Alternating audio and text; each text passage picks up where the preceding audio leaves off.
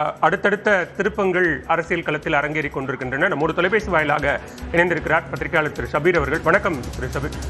ஒருபுறம் ஆளுநர் மாளிகை தரப்பு இன்றைய தாவேக தலைவர் விஜயினுடைய கோரிக்கை தொடர்பான ஒரு விளக்கத்தை நோட்டிபிகேஷன் கொடுக்குறாங்க.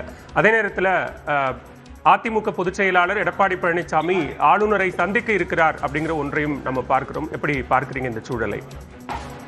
அதாவது சிங்கிள் லார்ஜஸ்ட் பார்ட்டியா வந்திருக்கிறது தாவேகா தான். அப்போ ஆளுநருடைய பணி என்பது இந்த சிங்கிள் லார்ஜஸ்ட் பார்ட்டியாக யார் இருக்கிறாங்களோ அவங்கள ஆட்சி அமைப்பதற்கு அவங்க அதிகாரம் கோரி இருக்கிறார்கள்.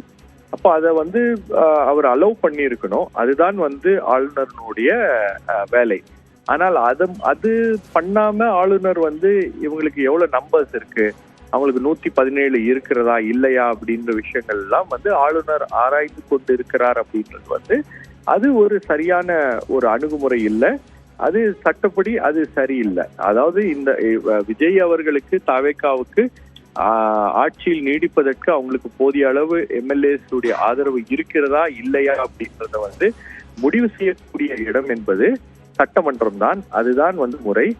ஆனால் அதை சட்டமன்றத்தில் செய்யாமல் நீங்கள் லோக்பவனில் இதை முன்கூட்டியே நிரூபிக்க வேண்டும் அப்படின்ற ஒரு கட்டாயத்தை ஆளுநர் ஏற்படுத்துவது, ஒரு நெருக்கடியை ஆளுநர் ஏற்படுத்துவது என்பது அரசியல் சாசன சட்டத்திற்கு முரணானது.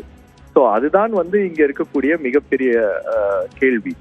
ஏன் இதை ஆளுநர் செய்கிறார், எதற்காக இதை செய்கிறார், இதற்கு பின்பு ஏதோ ஒரு உள்நோக்கம் இருக்கிறதா அப்படின்றதுதான் பலரும் அந்த கேள்விகளை எழுப்புகிறார்கள். திமுக கூட்டணியில் இருக்கக்கூடிய தலைவர்களே பலரும் விஜய் அவர்களை ஆட்சி அமைப்பதற்கு ஆளுநர் அழைக்க வேண்டும் அப்படின்ற அந்த விஷயத்தை தான் அவர்களும் வலியுறுத்துகிறார்கள். ஏன்னா அதுதான் கான்ஸ்டிடியூஷன் பிரகாரம் ஆளுநருடைய பணி என்பது அதுதான். ஆளுநருக்கு அதுல ஏதாச்சும் எத்தனை எம்எல்ஏஸ் கையெழுத்து போட்டிருக்காங்க, அதுல ஏதாச்சும் சந்தேகங்கள் இருந்தால் கேட்கலாமே தவிர உங்களுக்கு 117 எம்எல்ஏக்களுடைய ஆதரவு இருக்கிறது அப்படின்றத நீங்க இப்பவே இங்கேயே ப்ரூவ் பண்ணி ஆகணும் அப்படின்ற அந்த விஷயத்த ஆளுநர் செய்ய முடியாது. அது ஒரு ஃப்ளோர் டெஸ்ட் அப்படின்றது அசம்பிளில தான் நடக்கணுமே தவிர அது ஆளுநர் மாளிகையில் நடக்கக்கூடாது.